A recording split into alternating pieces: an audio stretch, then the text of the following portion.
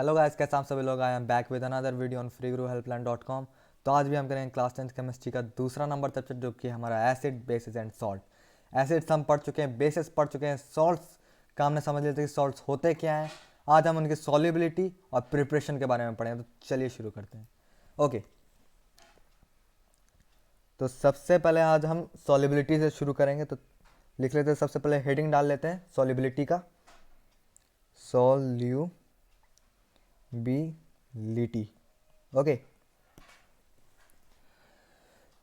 तो चलिए शुरू करते हैं अब सॉल्युबिलिटी को। तो जितने भी Na मतलब सोडियम सॉल्ट्स होते हैं, पोटेशियम सॉल्ट्स होते हैं, एमोनियम सॉल्ट्स होते हैं सारे के सारे वाटर में सॉल्युबल होते हैं। ठीक है, लिख लेते हैं इसको, ऑल सॉल्ट्स। पहला पॉइंट इसको डाल लेते हैं, ऑल सॉल्ट्स ऑफ Na के, मतलब Na मतलब आप समझ रहे हैं सोडियम, के मतलब पोटेशियम, और NH4 मतलब एमोनियम। ठीक है, इनके जितने भी सॉल्ट्स बनेंगे, चाहे कोई भी सॉल्ट हो, सारे के सारे सॉल्युबल होंगे वाटर में। एक भी एक्सेप्शन नहीं होगा इसका, कि एक भी ऐसा सॉल्ट नहीं है जो Na और NH4 का जो वाटर में सॉल्युबल ना हो। ठीक है, NH4 are soluble in water. ठीक है, वाटर। जैसे इसके एग्जांपल्स, आपके एग्जांपल्स, NaCl मतलब सोडियम क्लोराइड, जो आप नमक खाते हैं वही है ये NaCl। ठीक है, K2SO4 मतलब potassium sulphate, KCl, NH4 whole twice SO4। ठीक है, और क्या एग्जांपल हो सकता है इसका? बहुत सारे एग्जांपल्स हो सकते हैं इसके। K2CO3, Na2CO3, Na2CO3, Na2SO4। ये सारे का सारे जितने भी सॉल्ट्स बनेंगे, हजारों सॉल्ट्स बने, हजारों के हजारों सोडियम, पोटेशियम और एमोनियम के सारे सॉल्ट सॉल्युबल होंगे। एक भी एक्सेप्शन नहीं होगा इसका, कि ऐसा एक भी सॉल्ट नहीं है सोडियम, पोटेशियम या फिर एमोनियम का जो कि सॉल्युबल ना हो वाटर में। तो ये आप ये बात याद रखिएगा। Now the next point,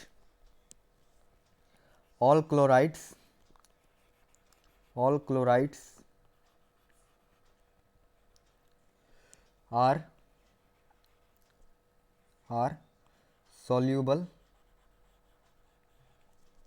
in water। ठीक है, जैसे एग्जांपल इसके ले लेते हैं हम, examples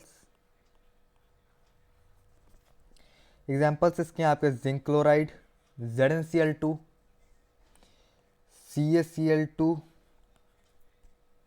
and copper chloride FeCl2। ये जितने भी सॉल्ट्स हैं ये सारे सॉल्युबल हैं वाटर में। अब क्या है, इसमें भी एक्सेप्शंस नहीं होंगे? नहीं, इसमें एक्सेप्शंस ज़रूर होंगे। कौन से एक्सेप्शंस हैं वो देख लेते हैं आज। तो इनसॉल्युबल, एक सेकेंड, ये था ना, इनसॉल्युबल क्लोराइड्स, क्लोराइड सॉल्ट्स। ठीक है, क्लोराइड सॉल्ट्स। आप अपने साथ कॉपी और पेन लेके ज़रूर बैठिएगा और सबका नोट्स बनाते चलिएगा, तभी आपको याद करने में, सबको रिवाइज करने में आसानी रहेगा। जितनी भी चीज़ें लिखी जा रही हैं सब के सब आप नोट कीजिएगा, तभी आप उसको अच्छे से रिवाइज कर पाएगा, अच्छे से आपके दिमाग में रहेगा वो। ओके, तो insoluble salts, PbCl2, AgCl, HgCl2। PbCl आपका लीड क्लोराइड, AgCl आपका हो गया सिल्वर क्लोराइड एंड HgCl2 आपका हो गया मर्क्यूरिक क्लोराइड। ठीक है, लेकिन अब जब PbCl2 है, लीड क्लोराइड जो है, ये आपका सॉल्यूबल है, लेकिन किस में? हॉट वाटर में सॉल्यूबल है। It is soluble in hot water. ठीक है,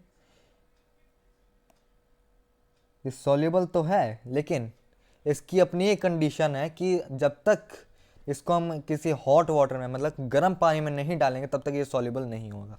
जैसे zinc chloride, calcium chloride, copper chloride, ferrous chloride, ferric chloride, जितने भी हैं, ये सारे किसी भी पानी में हो, चाहे गर्म पानी हो, चाहे थोड़ा गुनगुना पानी हो, चाहे वो आपका ठंडा पानी हो, है ना, सब में ये सॉल्यूबल होंगे। लेकिन ये इसकी अपनी कंडीशन है कि ये हॉट वाटर में ही सॉल्यूबल रहेगा, PbCl2। लेकिन ये जो AgCl है, HgCl2 है, ये किसी में भी सॉल्यूबल नहीं है, हॉट वाटर में भी सॉल्यूबल नहीं है। ये पूरी तरीके से सिल्वर क्लोराइड और मर्क्यूरिक क्लोराइड पूरी तरीके से इनसॉल्यूबल है। ठीक है, तो ये थे इसके एक्सेप्शंस क्लोराइड सॉल्ट्स के। नेक्स्ट चलते हैं थर्ड पॉइंट पे। ऑल सल्फेट्स थोड़ा सा अच्छे से लिख लेते हैं इसको, ये रहा। ऑल सल्फेट्स आप जानते हैं, SO4 2 माइनस, वैलेंसीज की 2 माइनस होती है। वैलेंसीज आपको याद होनी बहुत ज़रूरी है, तभी आपके रिएक्शंस जो आप लिखेंगे वो तभी आपके सही होंगे जब आपके वैलेंसीज याद होंगी। तो वैलेंसीज को ज़रूर रट लीजिएगा एकदम अच्छे से। तो ऑल सल्फेट्स आर सॉल्यूबल, सारे सल्फेट सॉल्यूबल हैं। जैसे एग्जाम्पल्स इसके क्या हैं वो भी देख लेते हैं। एग्जाम्पल्स FeSO4, SO4, ठीक है, CuSO4, copper sulphate, Na2SO4, sodium sulphate, K2SO4, potassium sulphate. ठीक है, ये सारे सॉल्युबल हैं। इनमें भी, सल्फेट्स में भी एक्सेप्शंस हैं, मतलब इनसॉल्युबल सल्फेट सॉल्ट्स। चलिए देखते हैं वो एक्सेप्शंस। Insoluble sulphate salts. अब इनसॉल्युबल सल्फेट सॉल्ट्स को देखते हैं कि कौन कौन से ऐसे एक्सेप्शंस हैं जो कि सल्फेट सॉल्ट तो हैं लेकिन इनसॉल्युबल हैं वाटर में। तो PbSO4, lead sulphate, BaSO4, barium sulphate और Al2SO4 होल थ्राइस। एल्यूमिनियम की वैलेंसी 3, SO4 की वैलेंसी 2, कट नहीं हो सकते लेकिन वैलेंसीज एक्सचेंज जरूर हो सकती हैं। तो Al2SO4 होल थ्राइस। ओके, तो ये हैं इनसॉल्युबल सल्फेट सॉल्ट्स के एग्जाम्पल। ये किसी भी पानी में सॉल्युबल नहीं होंगे। तो यहाँ पे आप देख सकते हैं PbSO4, लीड सल्फेट। तो लीड का सल्फेट भी इनसॉल्युबल है, क्लोराइड भी इनसॉल्युबल है। देखिए, क्लोराइड भी इनसॉल्युबल है, सल्फेट भी इनसॉल्युबल है। चलो, क्लोराइड तो तब भी हॉट वाटर में सॉल्युबल था, ये सल्फेट तो, लीड का सल्फेट तो उसमें भी सॉल्युबल नहीं है, किसी भी वाटर में सॉल्युबल नहीं है। तो याद रख लीजिएगा, इसको लिख लीजिए, नोट कर लीजिए, याद कर लीजिए एकदम अच्छे से इसको। ठीक है, बहुत काम आएंगे ये। Okay, next point, fourth. All nitrates, एक सेकेंड इसको थोड़ा सा अच्छे से लिख लें। ऑल नाइट्रेट्स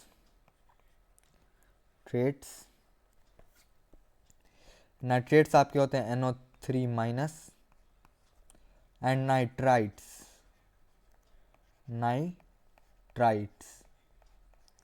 होते हैं आपके NO2 माइनस आर सॉल्यूबल। सारे के सारे नाइट्रेट्स और नाइट्राइट्स सॉल्यूबल हैं। इसमें एक बहुत इंपॉर्टेंट बात है जिसको नोट कर लीजिएगा एकदम अच्छे से। वो इंपॉर्टेंट बात मैं अब आपको बताने जा रहा हूँ कि इसके जितने भी नाइट्रेट सॉल्ट्स हैं, नाइट्राइट सॉल्ट्स हैं, सारे के सारे सॉल्यूबल हैं। इसका एक भी आपको एक्सेप्शन नहीं मिलेगा। मतलब कि एक भी आपको ऐसा नाइट्रेट सॉल्ट नहीं मिलेगा, नाइट्रेट का ऐसा भी आपको सॉल्ट नहीं मिलेगा जो सॉल्यूबल ना हो। तो ये इसका इंपॉर्टेंट पॉइंट है कि इट हैज़ नो एक्सेप्शंस। इसका एक भी एक्सेप्शन नहीं होता है। जैसे पहला पॉइंट था आपका all salts of NaCN2NHO4 are soluble, इसका एक भी एक्सेप्शन नहीं था। वैसे ही इसका भी एक भी एक्सेप्शन नहीं है फोर्थ पॉइंट का। ठीक है, now the next point, all carbonates bicarbonates,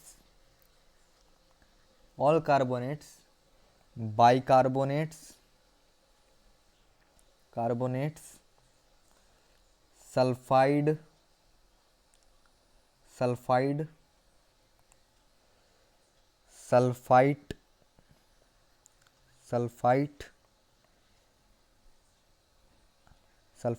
sulphides, bicarbonates are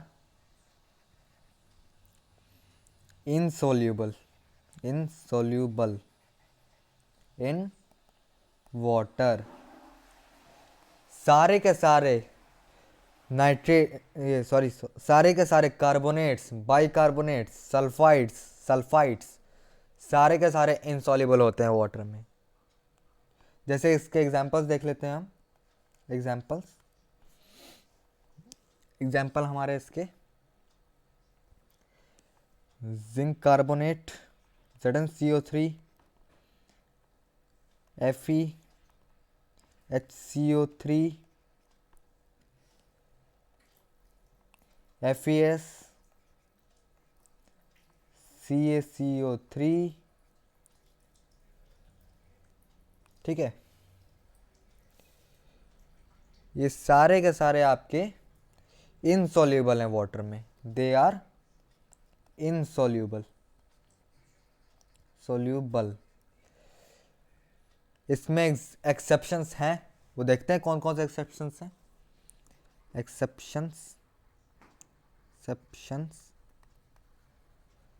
exceptions इसमें हैं आपके Na2CO3, K2S, K2CO3, Na2S, K2CO3, okay K2CO3। ये सारे के सारे आपके सॉल्यूबल हैं वाटर में। They are soluble in water. क्योंकि आप पहला पॉइंट पे आ जाइए एक बार, ये देखिए सबसे पहला पॉइंट क्या कह रहा है, all salts of NaKNH4 are soluble in water. एक भी इसका एक्सेप्शन नहीं है कि एक भी ऐसा Na सॉल्ट नहीं है, K सॉल्ट नहीं है, या फिर NH4 का सॉल्ट नहीं है जो कि इनसॉल्युबल हो वाटर में। ठीक है, तो ये सारे भी सॉल्युबल हैं वाटर में। ठीक है, तो इसको याद रख लीजिएगा एकदम कि Na का सॉल्ट मतलब sodium salt, potassium salt, NH4 मतलब एमोनियम सॉल्ट कभी भी आपके इनसॉल्युबल नहीं हो सकते, सारे के सारे सॉल्युबल रहेंगे, हमेशा हमेशा हमेशा रहेंगे। ठीक है, तो ये तो हमारा हो गया, इसकी सॉल्युबिलिटी हमने देख ली, कौन सॉल्युबल है कौन इनसॉल्युबल है, एक्सेप्शंस देख लिए सबके। तो यहाँ तो हमें समझ में आ गया सॉल्युबिलिटी के बारे में कि कौन सॉल्युबल कौन इनसॉल्युबल। ठीक है, अब इनका प्रिपरेशन कैसे होता है, सॉल्युबल सॉल्ट का प्रिपरेशन कैसे होता है, इनसॉल्युबल सॉल्ट का प्रिपरेशन कैसे होता है, अब इसको देखते हैं। ठीक है, तो हेडिंग यहाँ पे डाल लेते हैं हम, preparation preparation preparation of salts, preparation of salts. ठीक है, प्रिपरेशन ऑफ सॉल्ट्स। अब इस पे अब आ जाते हैं। तो सबसे पहला तो अब हम देखेंगे सॉल्युबल सॉल्ट्स की प्रिपरेशन, सॉल्युबल सॉल्ट्स की प्रिपरेशन। एक second, soluble salts, soluble salts की प्रिपरेशन। अब आ जाते हैं इस पे। तो सबसे पहला स्टेप इसका कि किस मेथड से होता है ये। तो सबसे पहला मेथड इसका डायरेक्ट कॉम्बिनेशन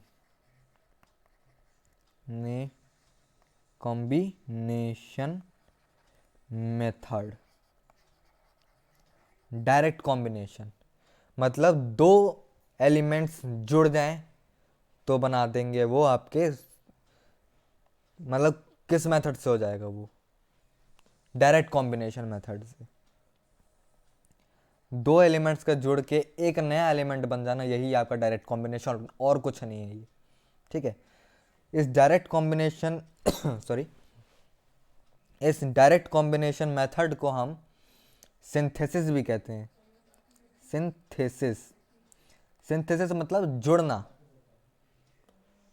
ठीक है, दो सब्सटेंस, दो एलिमेंट्स के जुड़ने से जो एक नया सब्सटेंस बन जाए उसको हम सिंथेसिस भी कहते हैं, है ना। तो डायरेक्ट कॉम्बिनेशन मेथड को हम सिंथेसिस भी कहते हैं। ठीक है,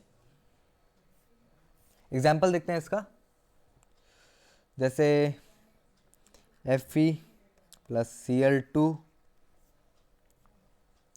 मतलब क्लोरीन मॉलिक्यूल के फॉर्म में, मॉलिक्यूलर फॉर्म में है, मतलब गैसियस फॉर्म में है। ठीक है, तो बना देगा ये आपका Fe+Cl2 क्या बना देगा आपका, ये Fe जो है आपका, ये 3 वाला है, Fe3। ठीक है, Fe3 वाला है ये। तो क्या बनाएगा ये FeCl3 बना देगा ये। आयरन 3 क्लोराइड,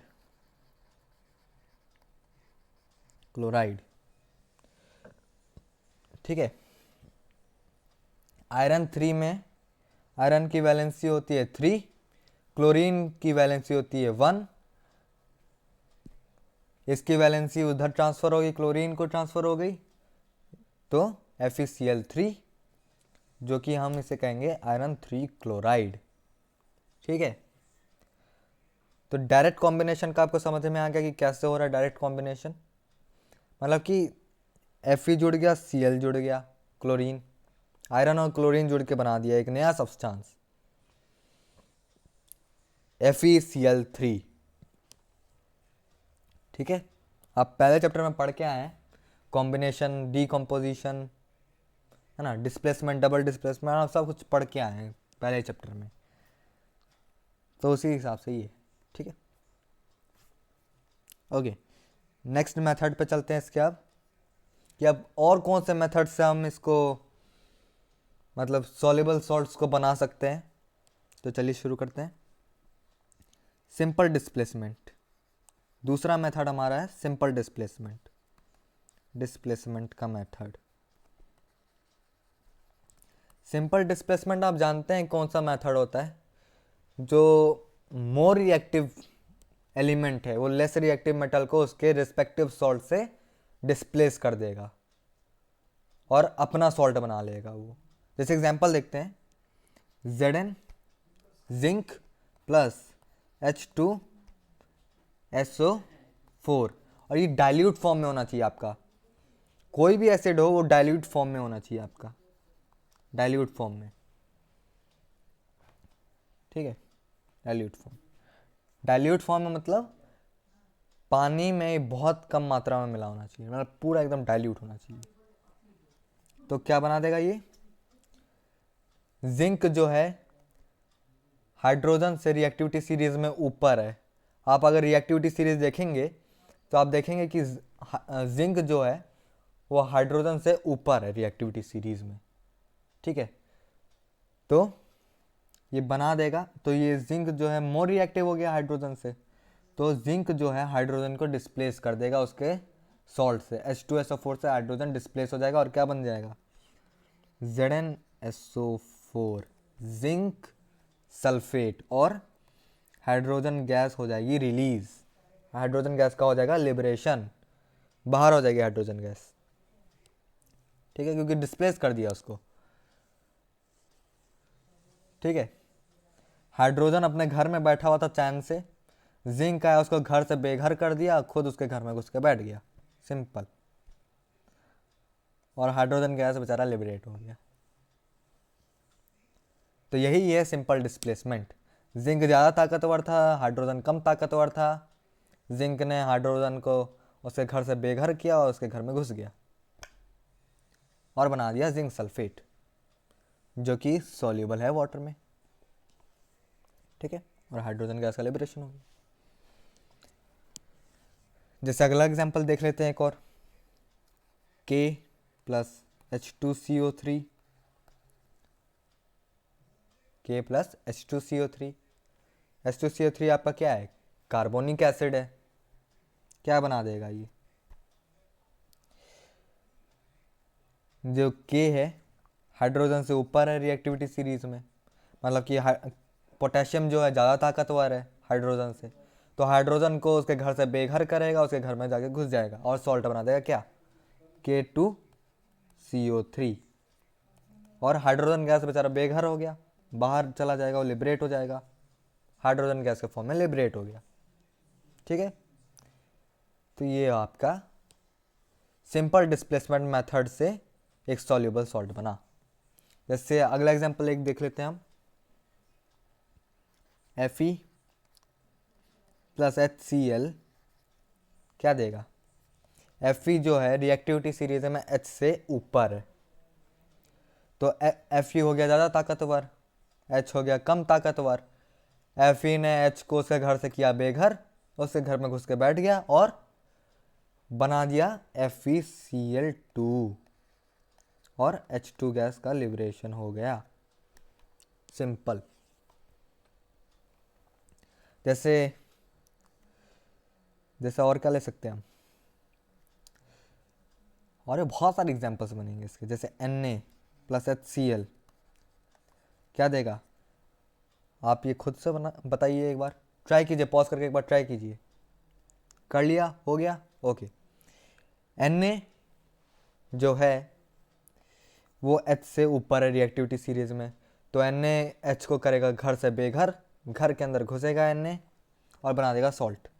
क्या बनाएगा, NaCl बना देगा, और क्या बनाएगा, H2 गैस का लिबरेशन हो जाएगा, क्योंकि हाइड्रोजन तो हो गया घर से बेघर, वो गया बाहर, हो गया लिबरेट हवा में, तो NaCl बन गया और H2 गैस का लिबरेशन हो गया, ठीक है। एक और एग्जांपल देखते हैं। अभी आप मेरे को खुद बताइएगा कि यहाँ पे क्या होगा, ये क्या होगा, ठीक है।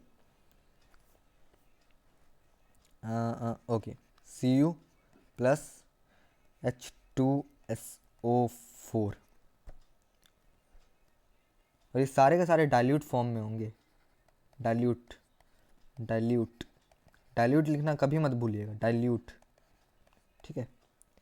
यहाँ पे भी हमने ले लिया इसको डाइल्यूट, ठीक है, CuSO4 प्लस H2SO4। अब बताइए यहाँ पे क्या होगा। क्या आप ये सोच रहे हैं कि यहाँ पे CuSO4 बन जाएगा और H2 गैस का लिबरेशन होगा? ना ना ना ना, ऐसा कुछ नहीं होने वाला है। जी हाँ, क्योंकि हाइड्रोजन से कॉपर जो है लेस रिएक्टिव है। हाइड्रोजन ऊपर आता है रिएक्टिविटी सीरीज में, कॉपर उसके नीचे है। हाइड्रोजन ऊपर है, कॉपर नीचे है। ठीक है, हाइड्रोजन से नीचे है कॉपर, मतलब कि hydrogen is more reactive than copper. Hydrogen more reactive है। ठीक है, इसका मतलब है कि कॉपर तो कमजोर पड़ गया, हाइड्रोजन ताकतवर है, उसे घर में घुस के उसको बेगर नहीं कर सकता है, तो ये रिएक्शन होगी ही नहीं, पॉसिबल ही नहीं होगा। तो ये रिएक्शन नहीं होगा, मतलब कि कॉपर सल्फेट जो है सिंपल डिस्प्लेसमेंट मेथड से नहीं बनेगा। हाँ, अगर यहाँ पे कॉन्क H2SO4 होता, कॉन्क H2SO4 होता मतलब कॉन्सेंट्रेटेड H2SO4 होता, तब यहाँ पे रिएक्शन हो जाता, लेकिन ये सिंपल डिस्प्लेसमेंट से नहीं होगा। ठीक है, ये अपना दूसरा मेथड से होगा जो कि अभी हमारे सिलेबस में नहीं है। ठीक है, ओके, तो इस पे अभी चर्चा ज़्यादा नहीं करेंगे, नेक्स्ट पे चलेंगे। थर्ड मेथड, थर्ड हमारा है decomposition method. Composition method, third है हमारा डीकम्पोजिशन मेथड। अब डीकम्पोजिशन मेथड में आप जानते हैं क्या होता है। एक सब्सटेंस है, ठीक है,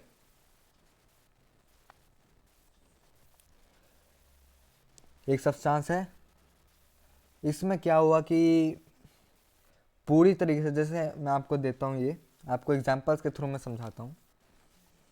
यहाँ पर डीकम्पोजिशन का ये मतलब नहीं है कि एक सब्सटेंस लिए वो टूट गया, नहीं।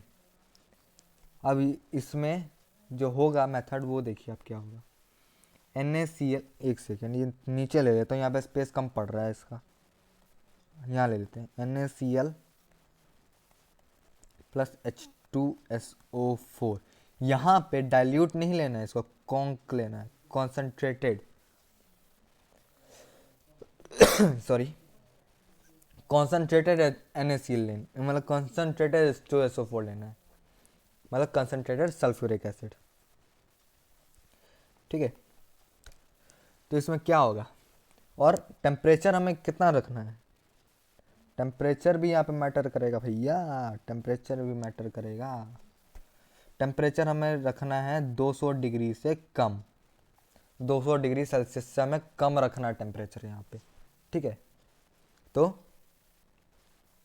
क्या होगा यहाँ पे, जब 200 डिग्री से कम रखेंगे तो ये जो H2SO4 जो है ये दोनों हाइड्रोजन को लिबरेट नहीं करेगा, बल्कि एक ही हाइड्रोजन को लिबरेट करेगा। समझ रहे हैं, दोनों हाइड्रोजन हटेंगे नहीं, एक ही हाइड्रोजन हटेगा इसमें से, ये एक ही हाइड्रोजन डिस्प्लेस कर पाएगा, हटा पाएगा अपने आप से। तो क्या बना देगा, Na ने एक ही H को हटा पाया, एक ही H को डिस्प्लेस कर पाया, तो NaHSO4 plus NaCl, sorry NaCl नहीं HCl, क्योंकि एक ही H बच गया, अब एक ही H बच गया तो HCl, सिंपल। NaHSO4 का फॉर्मेशन होगा sodium bisulphate, sodium hydrogen sulphate. ठीक है, सोडियम हाइड्रोजन सल्फेट। ठीक है, यहाँ पे ये बन गया, और क्या बन गया आपका, हाइड्रोक्लोरिक एसिड, हाइड्रोक्लोरिक एसिड, यहाँ पे इसका फॉर्मेशन हो गया। ठीक है, तो यहाँ पे आपको ये याद रखना है कि कॉन्सेंट्रेटेड हमें एसिड लेना है और टेम्परेचर होना चाहिए 200 डिग्री सेल्सियस से कम। ठीक है, एक और एग्जांपल देखते हैं हम इसका। ये तो हमारा हो गया पहला एग्जांपल। दूसरा एग्जांपल देखते हैं इसका हम। KNO3। KNO3 आप समझते हैं, पोटेशियम नाइट्रेट। ठीक है, potassium nitrate plus H2CO3, sorry SO3, CO3 किस फॉर्म में होना चाहिए? कॉन्सेंट्रेटेड होना चाहिए। Conc carbonic acid. ठीक है, कॉन्क होना चाहिए। कॉन्क मतलब कॉन्सेंट्रेटेड। यहाँ पे भी हम टेम्परेचर रखेंगे 200 डिग्री से कम, यहाँ पे भी टेम्परेचर रखेंगे 200 डिग्री से कम। तो क्या होगा कि जो के जो है, के तो मोर रिएक्टिव है हाइड्रोजन से, लेकिन कम टेम्परेचर होने के कारण, 200 डिग्री से कम टेम्परेचर होने के कारण H2CO3 में से दोनों हाइड्रोजन को ये डिस्प्लेस नहीं कर पाएगा, सिर्फ एक ही हाइड्रोजन को ये डिस्प्लेस कर पाएगा और यहाँ पे फॉर्मेशन हो जाएगा आपका KHCO3 का प्लस प्लस आपका यहाँ पे आ जाएगा के, एक सेकेंड, हाँ, HNO3 नाइट्रिक एसिड। एक सेकेंड, मतलब एक सेकेंड यहाँ पे होल्ड ट्वाइस आएगा, इसके लिए माफ़ कीजिएगा, सॉरी फॉर दैट। ओके, गलती हो गई, गलती को माफ़ किया जाना चाहिए। ठीक है, चलिए, तो ये तो हो गया इसका काम। क्या हुआ? 200 डिग्री से कम रखा हमने टेम्परेचर, क्या हुआ उससे, क्या नतीजा मिला हमें उसका? यही नतीजा मिला भैया कि जो है पोटेशियम जो है दोनों हाइड्रोजन को नहीं डिस्प्लेस कर पाया, एक हाइड्रोजन H के साथ चिपका रह गया। दो हाइड्रोजन थे अपने घर में, सॉल्ट को एक घर मान लीजिए, उसमें दो हाइड्रोजन थे। ठीक है, एक हाइड्रोजन को तो इसने धक्के मार के निकाल दिया, दूसरा हाइड्रोजन बोला मैं नहीं निकलूंगा, आपको मेरे साथ एडजस्ट करना पड़ेगा। पोटेशियम ने बोला ठीक है, बस बन गया सॉल्ट KHCO3। कौन सा सॉल्ट है ये? पोटेशियम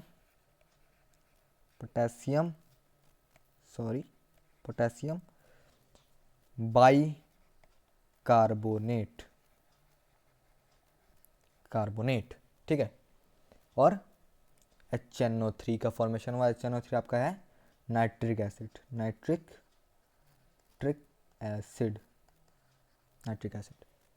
ठीक है, ओके, नेक्स्ट एग्जाम्पल इसी का। अब ये आप खुद बनाएंगे, कमेंट सेक्शन में डाल देना, प्लीज़ कमेंट कर देना इसका आंसर। H2CO3 कॉन्सेंट्रेटेड होगा,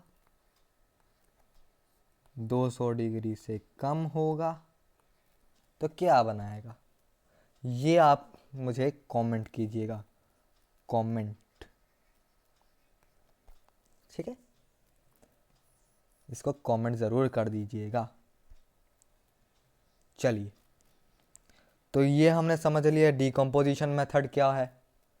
डीकम्पोजिशन मेथड से कैसे यहाँ पे हम सॉल्ट बनाएंगे, सॉल्युबल सॉल्ट बनाएंगे। नाउ द फोर्थ है हमारा मेथड न्यूट्रलाइजेशन मेथड।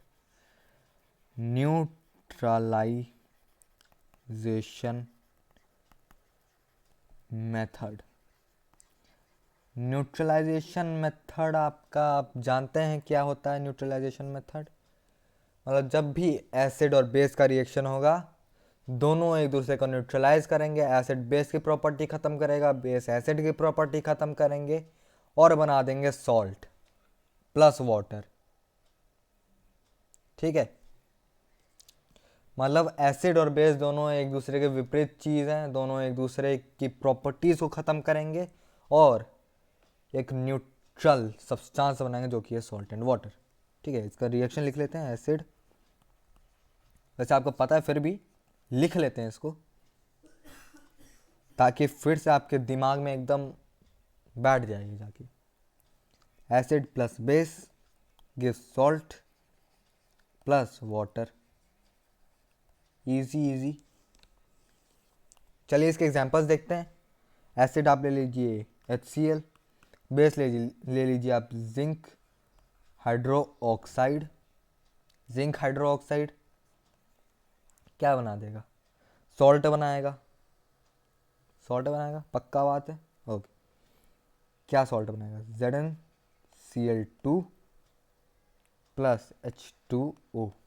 ये न्यूट्रलाइजेशन मेथड, जो आपका न्यूट्रलाइजेशन मेथड होता है, एक सेकंड, हाँ एक सेकंड, ये मेरे इधर, हाँ, ये न्यूट्रलाइजेशन मेथड जो होता है ये आपका होता है double displacement reaction. Double displacement reaction. जब भी एसिड और बेस का रिएक्शन होगा डबल डिस्प्लेसमेंट रिएक्शन होता है वहाँ पे। देखिए देखिए कैसे, जब टूटेगा तो क्या बनाएगा? Zn2 पॉजिटिव है ना, और OH नेगेटिव। ये जब टूटेगा तो ये क्या बनाएगा? H positive Cl negative. इसका पॉजिटिव इसके नेगेटिव से के साथ जाके जुड़ गया, इसका पॉजिटिव इसके नेगेटिव के साथ जाके जुड़ गया। किसका फॉर्मेशन हो गया? ZnCl2 and H2O। नहीं हो गया डबल डिस्प्लेसमेंट? इसका इस पूरे कंपाउंड का कैटायन इसके एनायन के साथ जाके जुड़ गया, इस पूरे कंपाउंड का एनायन इसके कैटायन के साथ जाके जुड़ गया। हो गया डबल डिस्प्लेसमेंट आपका। नेक्स्ट एग्जाम्पल देखते हैं इसका। क्वेश्चन नेक्स्ट उस पर नहीं जाएंगे, एग्जाम्पल देखेंगे पहले तो इसका। सेकंड एग्जाम्पल इसका H2SO4 प्लस NaOH। ठीक है, क्या बनाएगा? इसका कैटायन इसके एनायन के साथ जाके जुड़ेगा, बना देगा आपका Na2SO4। ठीक है, इसका कैटायन इसका एनायन इसके कैटायन के साथ जाके जुड़ जाएगा, बना देगा, यहाँ पे बनाएगा ये H2O वाटर। ठीक है, simple, very very very very very simple. ठीक है, चलिए थर्ड हो गया हमारा। अच्छा, एक और बात यहाँ पे, ये जो आपका बना ये Na2SO4, ये किस मेथड से बन गया आपका? ये न्यूट्रलाइजेशन मेथड से तो बना, लेकिन इस मेथड को हम एक और नाम कहते हैं एक सेकेंड, ये titration method. Titration method alkali base के साथ, जब एसिड का अल्कली बेस के साथ रिएक्शन होगा, अल्कली बेस मतलब वाटर सॉल्युबल बेस के साथ जब भी रिएक्शन होगा तो उसको हम टाइट्रेशन मेथड भी कहते हैं और साथ ही साथ न्यूट्रलाइजेशन मेथड भी कहते हैं। ठीक है,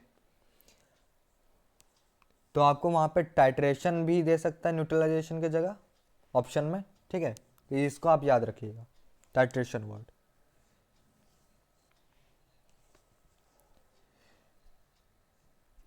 तो अब थर्ड एग्जांपल पे आ जाते हैं। थर्ड एग्जांपल हमारा HCl plus FeOH whole twice. इसको भी थोड़ा सा कमेंट कर दीजिएगा। बनाएगा आपका सॉल्ट और वाटर, आपको पता है क्या बनाएगा, बस कैटायन एनायन सबका, इन दोनों का रिप्लेस कर दीजिएगा। इसका कैटायन इसके एनायन के साथ जोड़ दीजिएगा, इसका कैटायन इसका कैटायन इसके एनायन के साथ जोड़ दीजिएगा, काम खत्म। इतना आपके लिए सिंपल कर दिया है। कमेंट कर दीजिएगा बस इसके आंसर को, कमेंट बॉक्स में डाल दीजिएगा। कमेंट लिख दिया, कमेंट होना चाहिए, कमेंट बॉक्स में डाल दीजिएगा इसको। फिर मैं कमेंट लिख रहा हूँ, क्या दिक्कत है मेरे को। चलो कमेंट बॉक्स में डाल दीजिएगा इसका भी आंसर, ठीक है। चलिए, तो सॉल्युबल सॉल्ट का प्रिपरेशन इसी के साथ ख़त्म होता है। अब आते हैं इनसॉल्युबल सॉल्ट के प्रिपरेशन पे।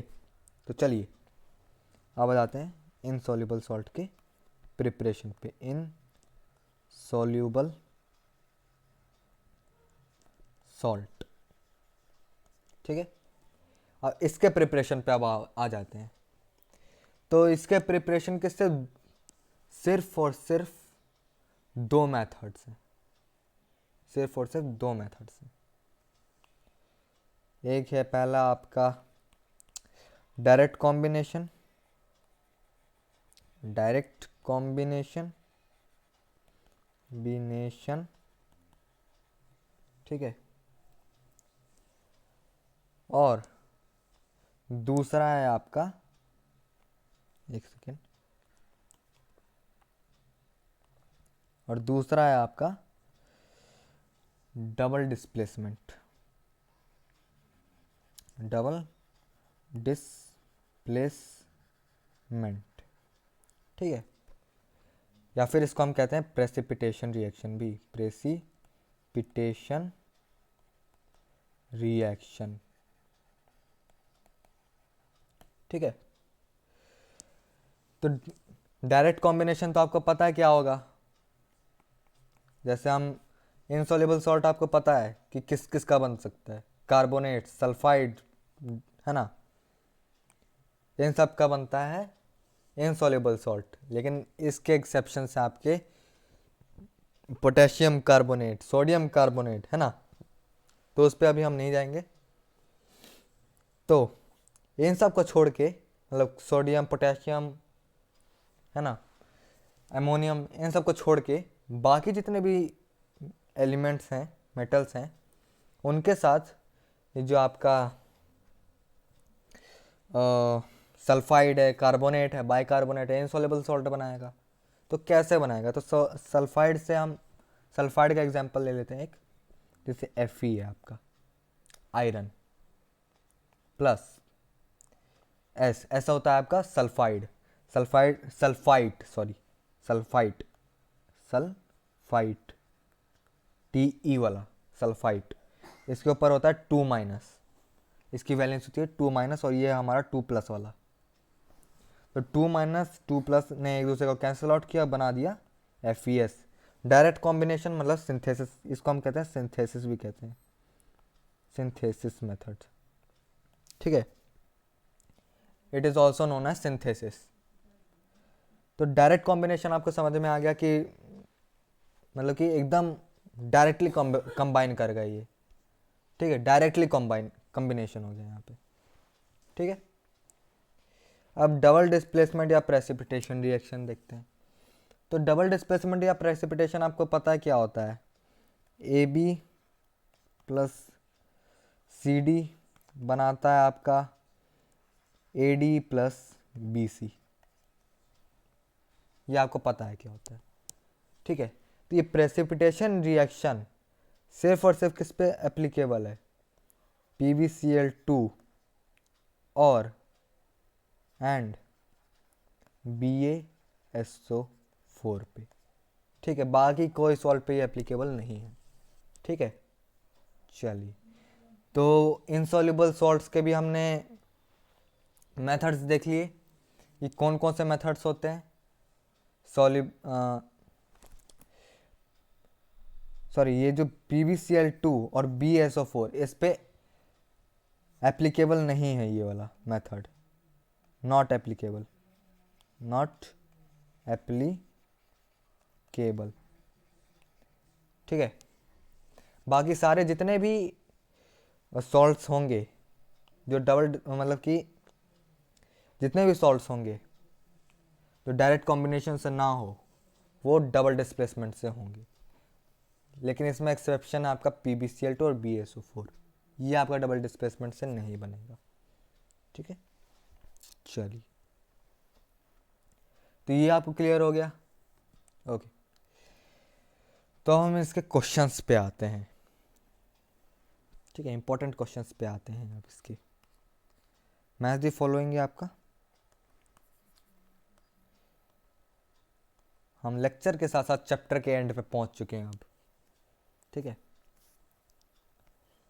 तो क्वेश्चंस आपके, match the following, match the following. ठीक है, पहला FeCl3। ठीक है, दूसरा ZnSO4, तीसरा NaHSO4, चौथा NNO3, पांचवा PbCl2। ठीक है, अपोजिट साइड पे न्यूट्रलाइजेशन रिएक्शन, न्यूट्रलाइजेशन रिएक्शन, दूसरा double decomposition reaction, decomposition reaction. Double decomposition मतलब हो गया आपका डबल डिस्प्लेसमेंट। चाहे उसको हम डबल डीकम्पोजिशन बोले, चाहे उसको हम डबल डिस्प्लेसमेंट बोले, एक ही चीज़ है। ठीक है, तीसरा डायरेक्ट कॉम्बिनेशन, कॉम्बिनेशन या फिर हम इसको सिंथेसिस भी कहते हैं। चौथा हमारा सिंपल डिस्प्लेसमेंट, सिंपल डिस्प्लेसमेंट।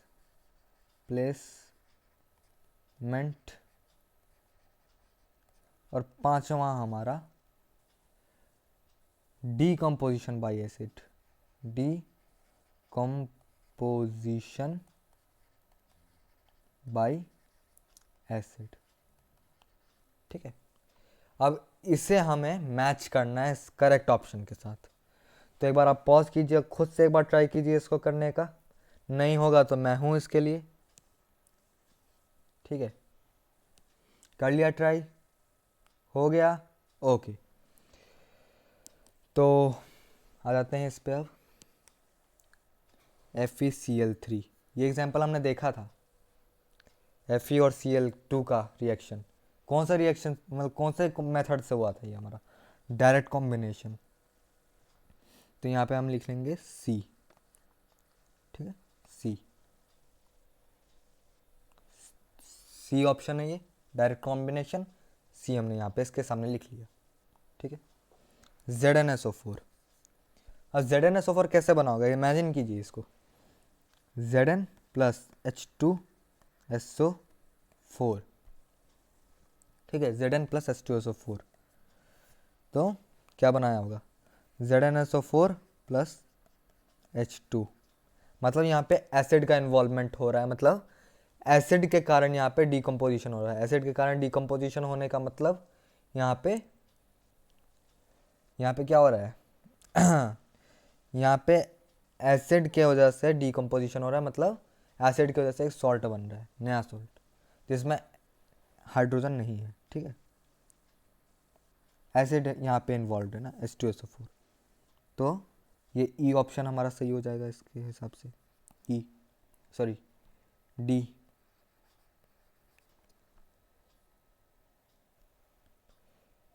यहाँ पे आपका सिंपल डिस्प्लेसमेंट लगेगा, सिंपल डिस्प्लेसमेंट, क्योंकि यहाँ पे Zn जो है ज़्यादा ताकतवर है H2SO4 से, H से, तो इसको डिस्प्लेस कर देगा और बना देगा जिंक सल्फेट और H2 गैस को लिबरेट करेगा। ठीक है, चलिए नेक्स्ट NaHSO4। NaHSO4 यहाँ पे आपका आएगा डीकम्पोजिशन बाय एसिड। यहाँ पे देखिए H लगा हुआ है, ठीक है। मतलब यहाँ पे कैसे रिएक्शन हुआ होगा, यहाँ रिएक्शन हुआ होगा आपका NaCl plus H2SO4 concentrated form में होगा। ये आपका क्या बना देगा, ये 200 डिग्री से इसका टेम्परेचर कम होना चाहिए। क्या बनाएगा ये आपका NaHSO4 प्लस HCl, ठीक है। तो ये ऐसे बनाएगा, तो ये यहाँ पे decomposition bye acid, E option डाल दिया यहाँ पे हमने, ठीक है। अब NaNO3, अब ये किस मेथड से बना होगा, NaNO3 कैसे बना होगा ये देखते हैं। NaOH प्लस HNO3, ठीक है। HNO3 डाइल्यूट क्या बना देगा ये आपका NaNO3 प्लस H2O वाटर, ठीक है। तो ये आपका बन गया किस वाले मेथड से, न्यूट्रलाइजेशन मेथड से। देखिए यहाँ पे एक बेस का इन्वॉल्वमेंट है, यहाँ पे एक एसिड का इन्वॉल्वमेंट है, तो न्यूट्रलाइजेशन रिएक्शन यहाँ पे, तो ए ऑप्शन, ठीक है। अब PbCl2, आखिरी में कौन सा बच गया, डबल डिकम्पोजिशन रिएक्शन, ठीक है, ठीक है। तो इससे ही करेगा, ठीक है। चलिए अगले पे आते हैं। अगला हम करेंगे इसका मैच द फॉलोइंग, इसका अगला दूसरा इसका मैच द फॉलोइंग, एक सेकंड, क्या लें ये लेते हैं। चलिए पहला ऑप्शन इसका NH4 होल ट्वाइस SO4, ठीक है। दूसरा CaCO3, ठीक है, ठीक है। ये तीसरा FeCl3, चौथा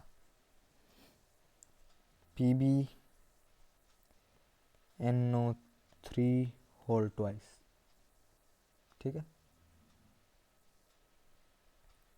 और पांचवा ZnSO4। इसके अपोजिट में क्या क्या रहेगा, ये ऑप्शन यहाँ पे मेटल प्लस एसिड,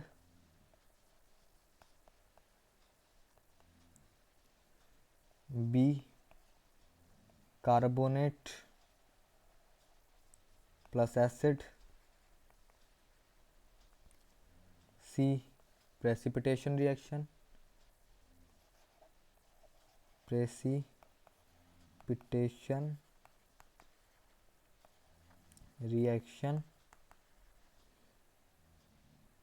ठीक है। डी डायरेक्ट कॉम्बिनेशन,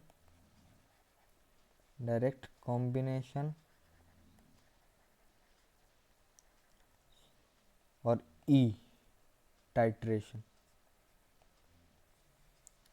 अब इसे एक बार आप पॉज कीजिए और खुद से एक बार ट्राई कीजिए, ठीक है।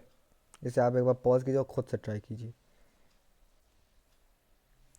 यहाँ पे ये जो है ये इस पे एप्लीकेबल है, यही दो मेटल्स पे एप्लीकेबल, मतलब इसी दो इनसॉल्युबल सॉल्ट पे ही एप्लीकेबल होगा डबल डिस्प्लेसमेंट, ठीक है, बाकी पे नहीं होगा, ठीक है।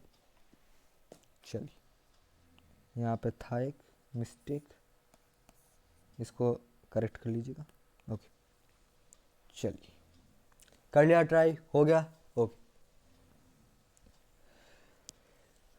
तो NH4 whole twice ammonium sulphate है ये, ठीक है।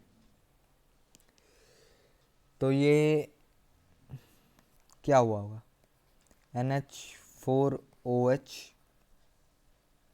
प्लस H2SO4,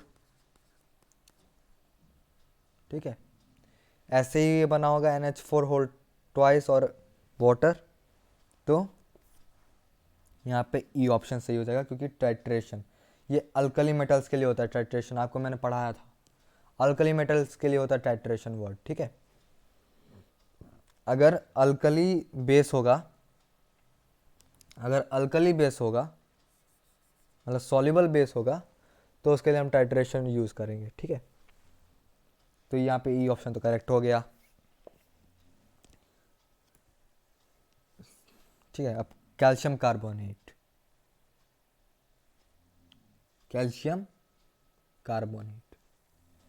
अब ये आपका जो आया है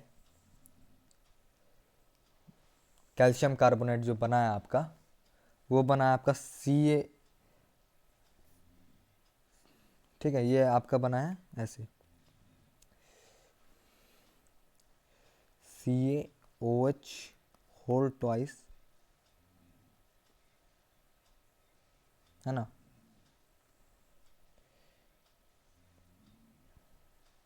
सॉरी, CaOH नहीं,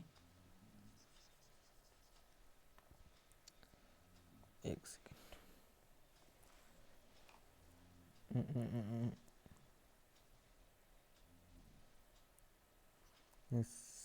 CaOH whole twice plus CO2, तब बनाया इसने इसको CaCO3 और H2O का, ठीक है। ऐसे बना होगा। तो यहाँ पे प्रेसिपिटेशन रिएक्शन हो रहा है, क्यों? क्योंकि CaCO3 जो बना, ये प्रेसिपिटेट के फॉर्म में होगा, ये एक वाइट कलर PPT होगा, ठीक है। तो यहाँ पे सी ऑप्शन को कर लेते हैं, इसको हटा देते हैं रिएक्शन,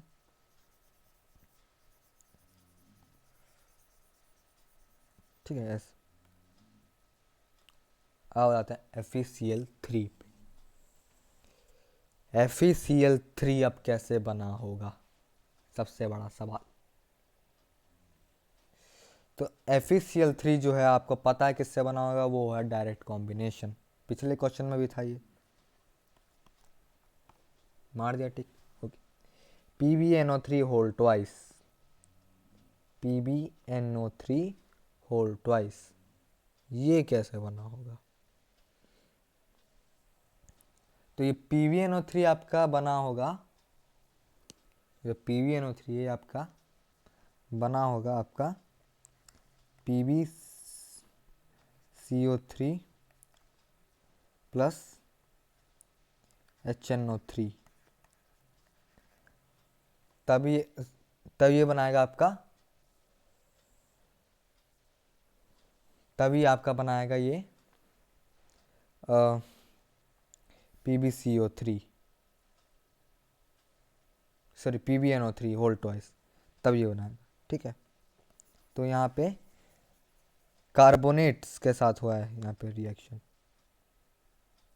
कार्बोनेट के साथ यहाँ पे रिएक्शन हुआ है, तो यहाँ पे B option ZnSO4 Zn plus H2SO4 displace कर दिया, Zn ने H2 को बना दिया यहाँ पे ZnSO4, तो यहाँ पे ए ऑप्शन यहाँ पे करेक्ट हो गया, ठीक है। तो आज हमने